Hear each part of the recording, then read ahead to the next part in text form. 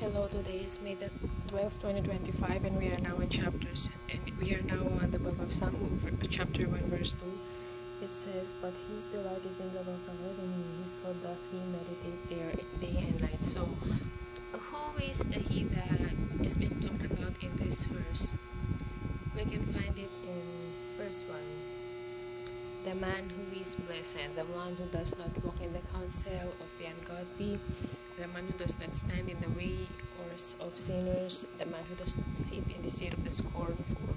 So in short, this is the wise man, and the wise man's delight is in the law of the Lord. So where's the law of the Lord? It is in the Bible. In the Bible we can find the law of the Lord, we can find the commandments of the Lord, and he does not only delight in the law of the Lord, but he also meditates in the law of the Lord, not only once a day but day and night. So in short, the blessed man, the wise man,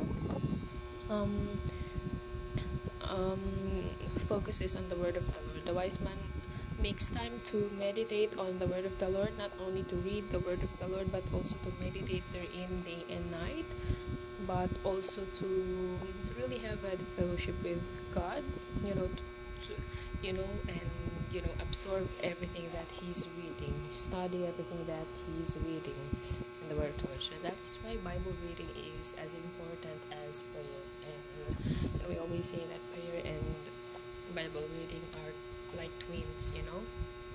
Both are important, and one should not be missing, because communication is two-way, not only one way. Just like reading the Bible and prayer, it is how we communicate with God, and it is also how God communicates with us. So therefore, if we want a healthy communication with God, we should always pray, and we should always read and meditate in the Bible.